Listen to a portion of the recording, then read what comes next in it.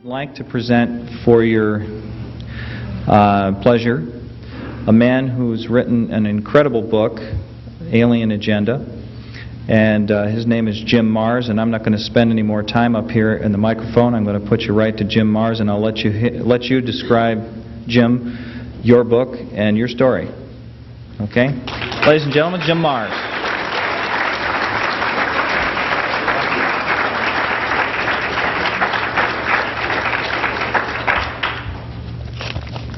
Thank you, thank you. I was thinking there was going to be kind of a little small group out here. This is quite a gathering. And I think that's great because y'all need to get excited. As early as maybe 5 years ago, and certainly before that, I knew enough about the UFO phenomena to know that it constituted something real and tangible, and there was actually something there. Exactly what it was, I wasn't sure. I'm a little more sure now. But I also was pretty sure that in our future there would be some sort of face-to-face contact. And I was also very sure that at some point that the governments of the world, the authorities... Okay. All right, how's that? Better? Up till about 5 years ago, and certainly before, I felt like that there were probably going to be contact in our future, and that at some point the UFOs, whatever they represent, would become a part of our three-dimensional realities. My big concern was, would I live long enough to see that? I'm here to tell you, I think it's coming quick. I think it's coming within the next 10 years for sure, and possibly within the next 2 or 3. I think this is going to be one of the most exciting and momentous times in human history. And you folks are the cutting edge. All right? I will share with you a confidential intergovernment report. I don't think it actually came from the government. I can't think it came from a think tank. Unfortunately, in obtaining a copy of this, I had to promise that I would not divulge where it came from or give the specifics because people are still, this is classified, they didn't want it out. But I don't think it's any big deal, and I certainly, and what the agreement was is that I could certainly pass along what was in here.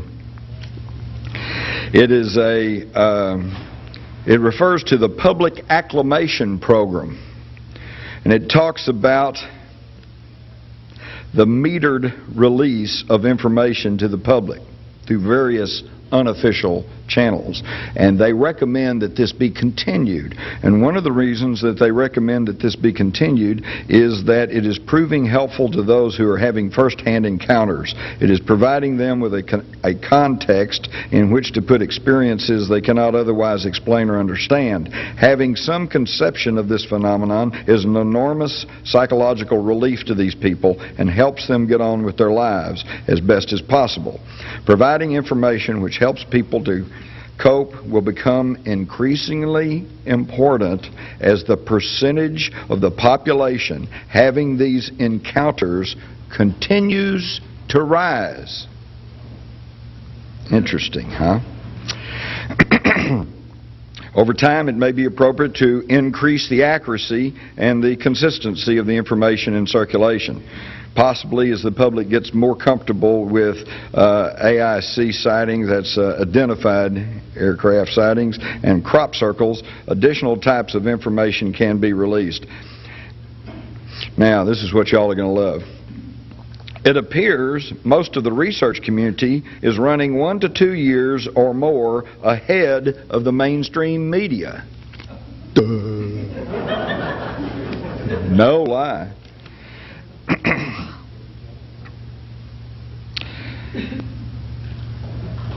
Having a certain number of informed citizens could well prove to be an invaluable resource in the face of unpredictable future events.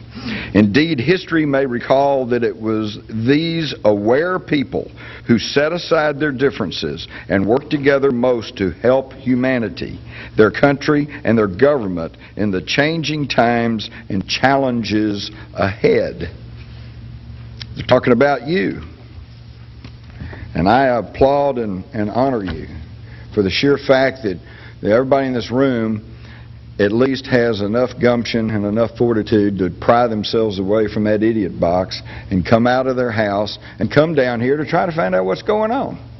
All right?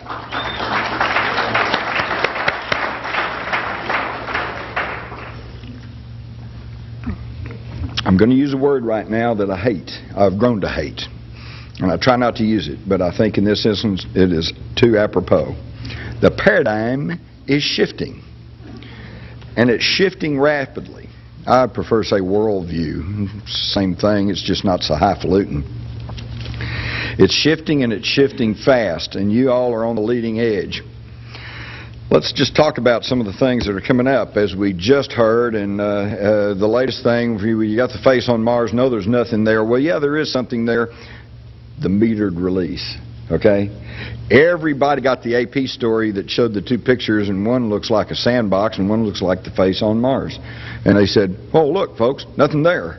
And now, see, as we go through and the experts squabble and the pixelization begins to work, and oh, lo and behold, well, maybe there is something there, okay? But who out of the masses hears that? They don't keep up with it. They heard there's nothing there, and they go on. It's the metered release. It's the metered release, okay? And this comes back to what is really the key factor in this whole UFO thing. It's not the ships themselves, it's our mindset, okay? And the mindset is what, that you are the sum total, your mindset is the sum total of your experiences and conditioning and education through life. It starts with your parents, it goes through the public schools, it goes through the church, goes through the political system, and daily, even today, no matter what age you are, every day you're bombarded by the mass media. And this is what creates your mindset. And mindset can get you in trouble. Some of you that are going to be field investigators, listen up, because you're going to run into this. I know of multiple witness sightings where half the witnesses say, oh yeah, I saw it as big, as cigar-shaped, as la la la la la. The other half say, I didn't see anything. And it's going to make you wonder what's going on. Well, let me tell you what's going on.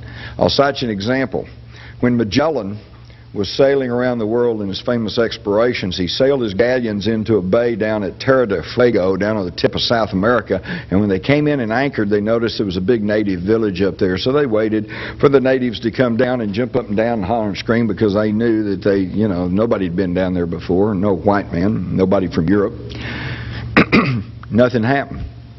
They couldn't understand it. They finally put down the longboats and they got to shore, and they waited on shore, and they got up to the village, and here's all the villagers, and they're just going about their daily routines. So they finally made their way to either the shaman or the chief or somebody of importance, and after a while, when they were finally able to make themselves understood and communicate a little bit, they asked him, they said, well, why does nobody seem to pay any attention to us? Why, aren't you all surprised to see us? What's going on here? And they were told, you are so far outside of our experience that we refuse to accept your presence. You don't exist. And that was Magellan, and that was hundreds of years ago. And folks, we're in that same position today.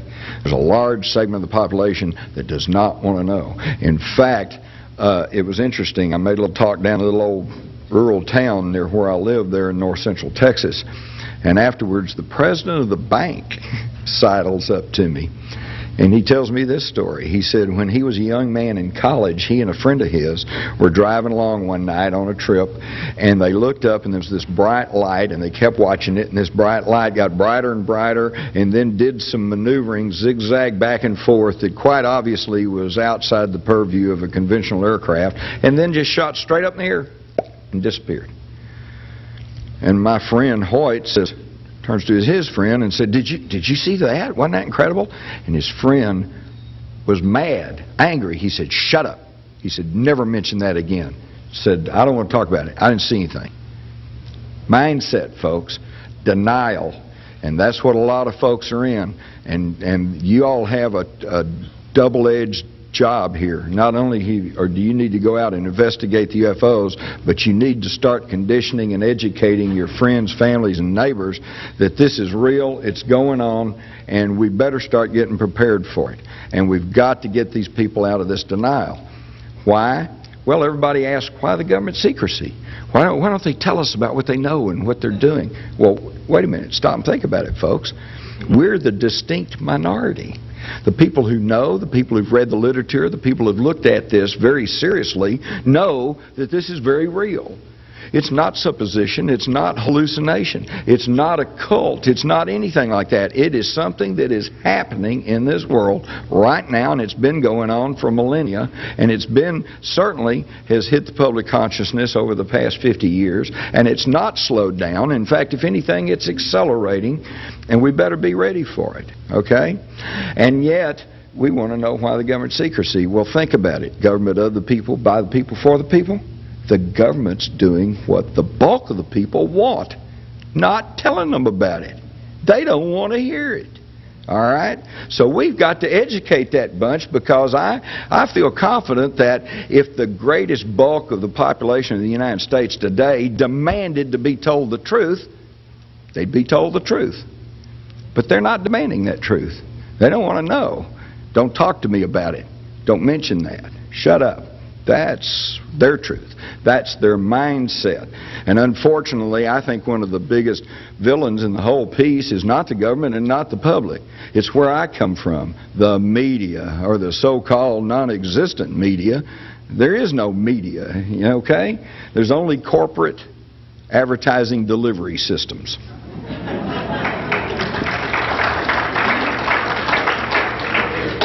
And if you happen to learn a little something through their system, hey, you're lucky. Good for you. Because it's absolutely incredible.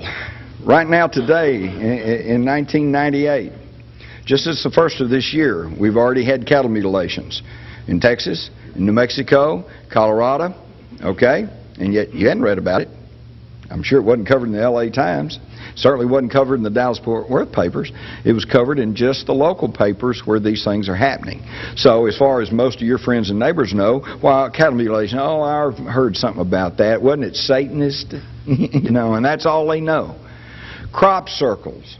It's a little bit early in the season, but they're already starting to have crop circles. And if any of you, and I'm sure most of you, have seen the photographs of the 1997 crop circles, they are incredible. Everybody seen the snowflake?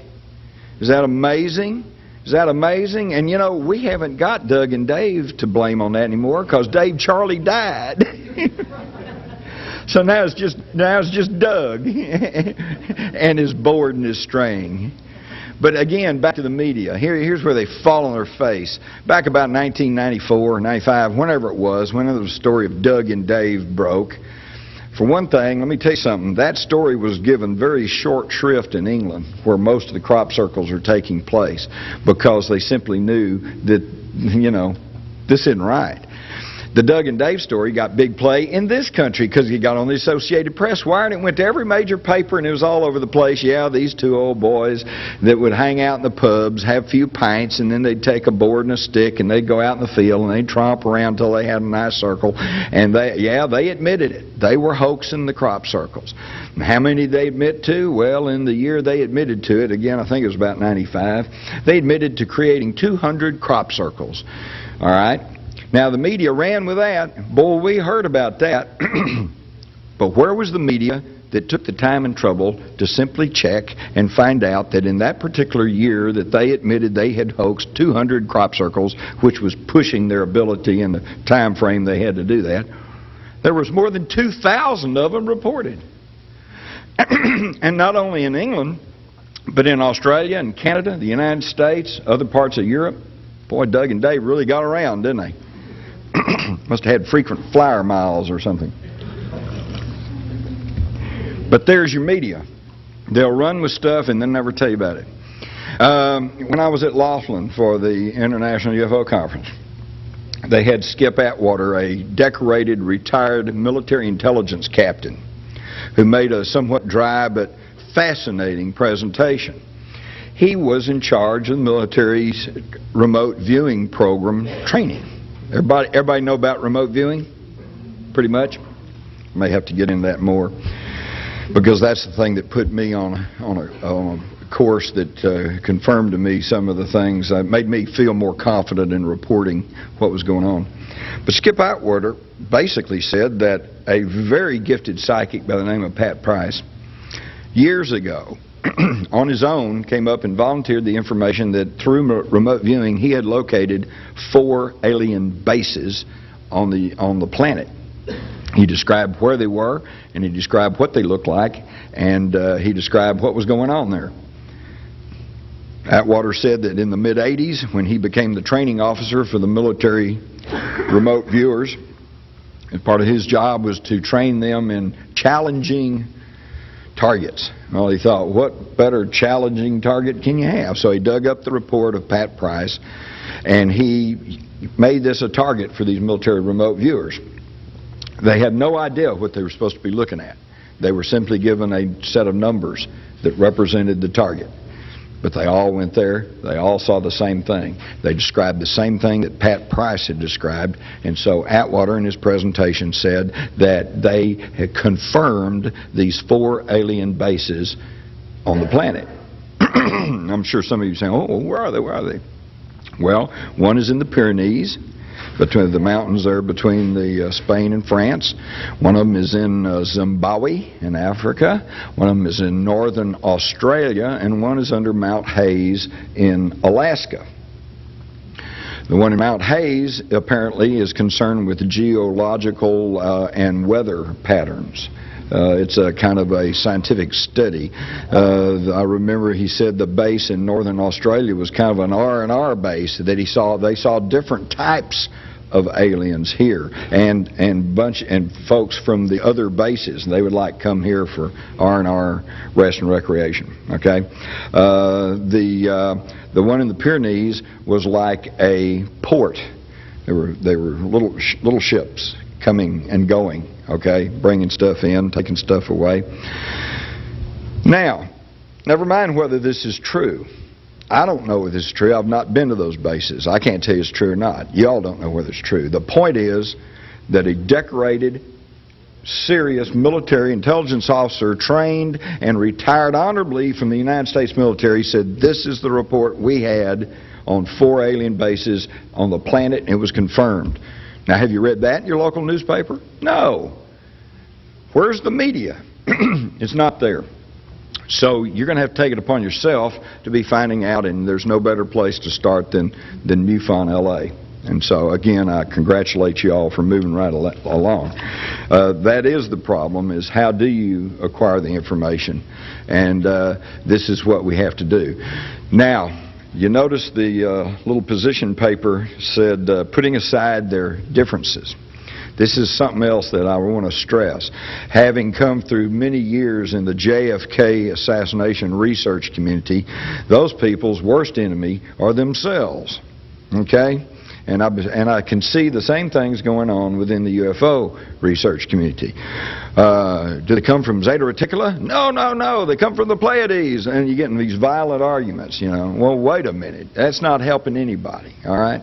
The latest thing I've seen that's coming up is there are people who are apparently trying to choose sides over whether or not to support this initiative, this openness in government initiative, okay? And there are those, Peter Gershon is one of them, and I love him. I just love that guy, even if he is a Yankee.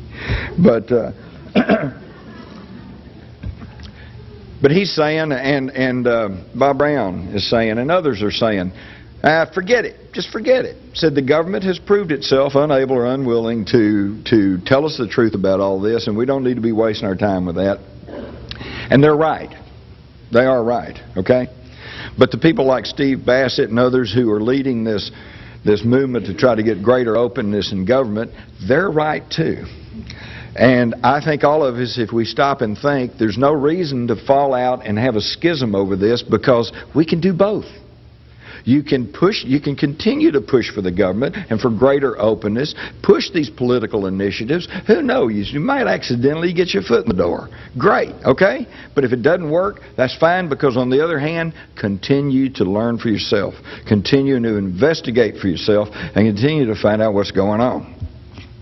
We just heard that the story about the Vatican, announcing that UFOs and aliens are real. I'd heard that too. I've been running so hard, I have not had a chance to confirm whether that is ground truth or not. Apparently it is, especially if Whitley Strieber writes about it, then I'm willing to go for it, because I know Whitley and I know that he is a very honest and straightforward type person. In fact, he has been misunderstood, I think, a lot. Whitley does not claim to say they're one thing or another. He doesn't really know, but he's got his mind open and he's trying to do it. By the way, I had an interesting experience with Whitley down at Gulf Breeze recently. We were sitting in a little cafe on a Saturday afternoon and with some other folks, and he suddenly leans back and closes his eyes and he says, "Oh man," he says, "I feel like the visitors are close by." He said, "I think maybe something's going to happen here at this event." And I'm thinking to myself, oh boy, I'm going to stick by him. Maybe I'll actually get to see something, A few hours later, we hear this buzz going around that some folks had taken some videotape of a UFO right out in front of the hotel where they were having the meeting. And so we finally find these people, and we go up to their room, and we look at their video, and we find out that they were sitting in the booth next to us at the cafe. And while we were sitting there and Whitley's going, "I think they're around here," they walked out the front door, saw this thing streaking through the sky, and took a video of it. And it was a pretty impressive video. And speaking of videos, I guess y'all saw the program on TV about the greatest UFO videos or whatever. Most of these were from Jaime Maussan down in Mexico. Speaking of Walt Andrus, I was with Walt in Arkansas last weekend, and he said that Dr. Bruce Maccabee and others have worked on the video of the huge craft that glides behind the apartment building or whatever it is. And he said, this is from Walt Andrus. He said, "This looks pretty good. This looks pretty good." They've really done some work on that, and nobody's been able to disprove this one. It looks good. Okay, so all of this stuff is happening. There's more and more video. This is the thing that tells us that this is a reality, and you might want to share this with your friends and neighbors. They go, "Huh?" Because with the advent of the camcorder now, there's not a week goes by that there's not a lot of incredible UFO footage. Now, the problem is it doesn't get on TV, okay? But it nevertheless is there. Now, this should prove to any thinking person that UFOs represent a three-dimensional material reality, because you cannot take a picture of an hallucination, right?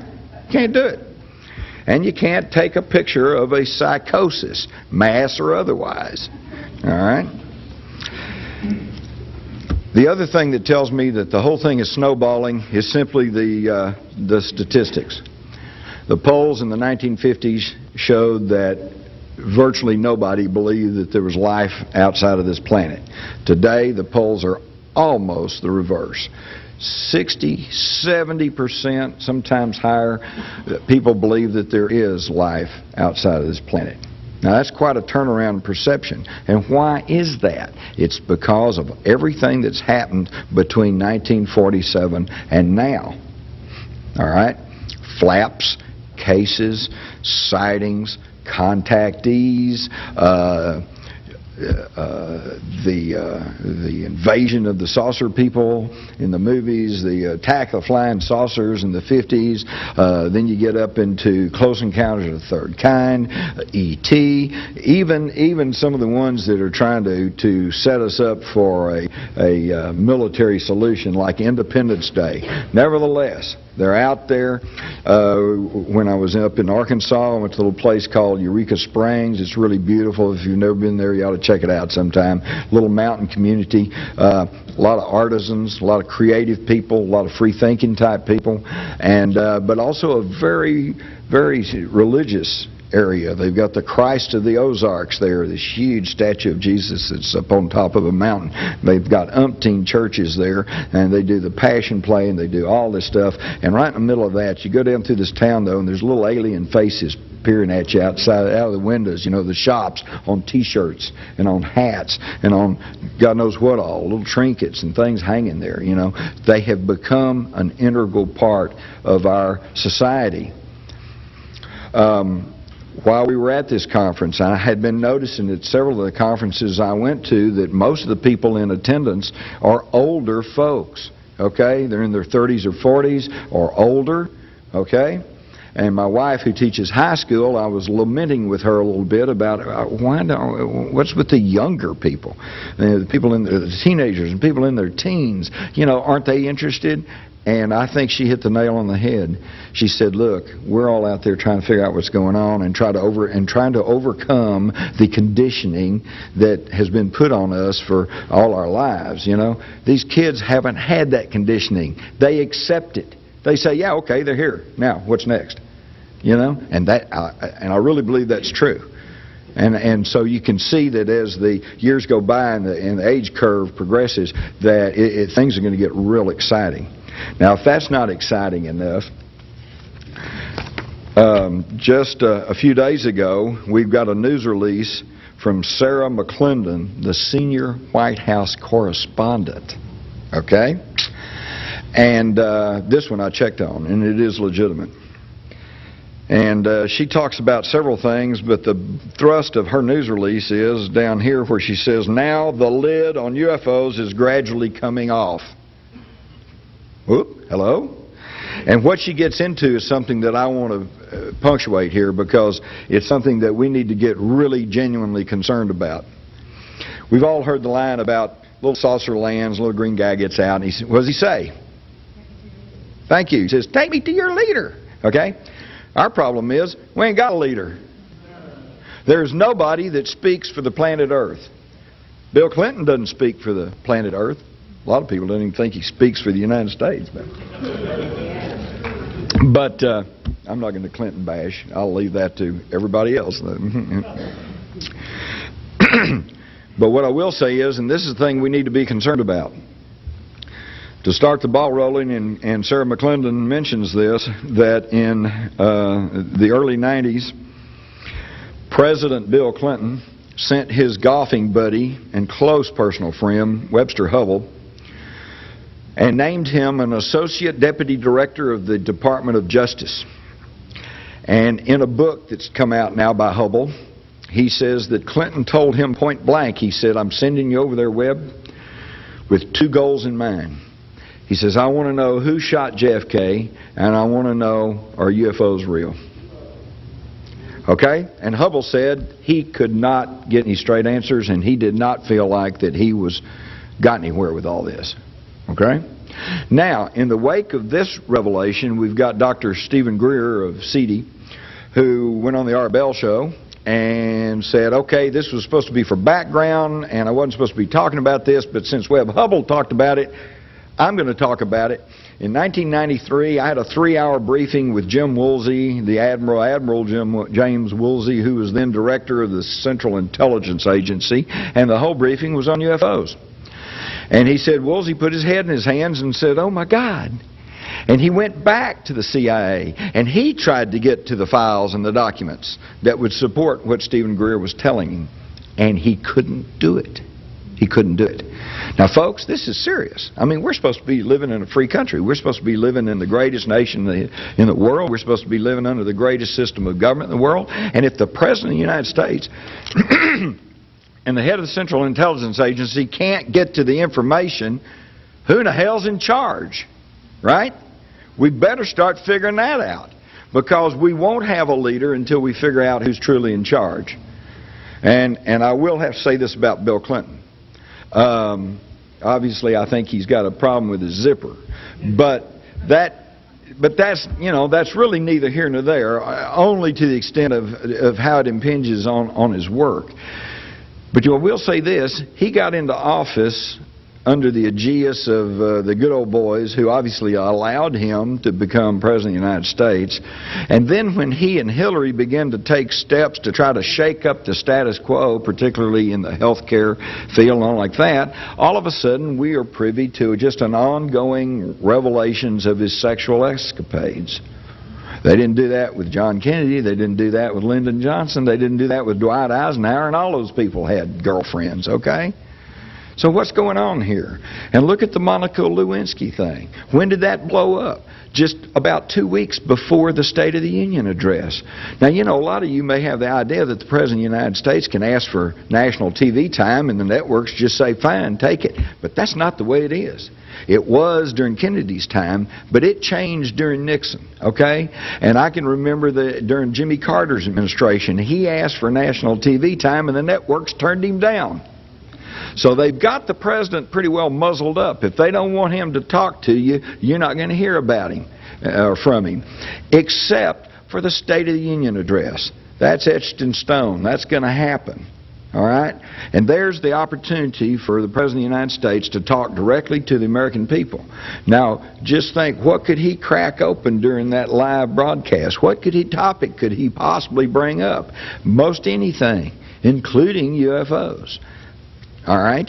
And so just a week or two before this is going to happen, here's another sexual charge brought up. The national news magazines are showing these really bad pictures of Clinton looking downcast or shifty-eyed or whatever, and the headlines are going, he's out, it's all over, the party's done, you know. It's like he's gone. And then he comes on the national TV with his State of the Union address, and it's blah, blah, blah, yada, yada, yada. More money for Medicaid, more money for the military, save the children, save the environment. Everything everybody wants to hear. He does not deviate from the script. And the week after, all the news magazines have nice, bright, smiley pictures of Bill Clinton and the headlines that say stuff like, well, he skated through again, the clouds are lifting, maybe it's, you know, da, da, da, da, da. And now it's like, oh, never mind, okay? Me and many others see this as simply an attempt to muzzle the guy, keep him on the script, okay? And so again, this leads us back to the question, who's in charge? And this is something that y'all really need to consider seriously and try to get to the basis of it. So, it's mindset. But our minds are changing. What we got to do is go change everybody else. It's snowballing. Briefly, let me put in a plug for my book, which I don't even have any of because I couldn't get any from HarperCollins because they're totally out and they're not reprinting anymore because, well, it's coming out in paperback in June, so they don't want to print any more. And I'm going, well, that's really great. I'm traveling around busting my hump, you know, and people want books, and you tell me there's not any. But it's not like there's not any, okay? Most of the major bookstores have some piled away in their warehouse somewhere, and when I say warehouse, one of the things that's really bothered me on my book Alien Agenda is that I basically wrote this not to folks like you who are already converted, but to the mainstream Americans who have a slight interest and have opened their mind just a crack and going, is there really anything there? All right. This is why that me and the publishers at HarperCollins, we decided that there would not be any big alien face on the front of it, no big multi-hued UFO, none of this stuff. It's a nonfiction book. They classified it as current affairs. Okay? It's fully footnoted and it covers the gamut of the issue. And yet what I found out is that once it gets in the individual bookstores, those managers take one look and say, oh, Alien Agenda, and they go stick it in the occult shelf. All right? That's mindset. That's their mindset. Okay?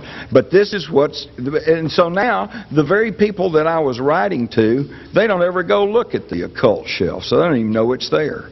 All right? But, let me tell you a little bit. This is the whole thing. In Alien Agenda, we start with the greatest UFO. We've all seen it. Silvery, circular object in the skies. We call it the moon. But there's a lot about the moon that we don't know.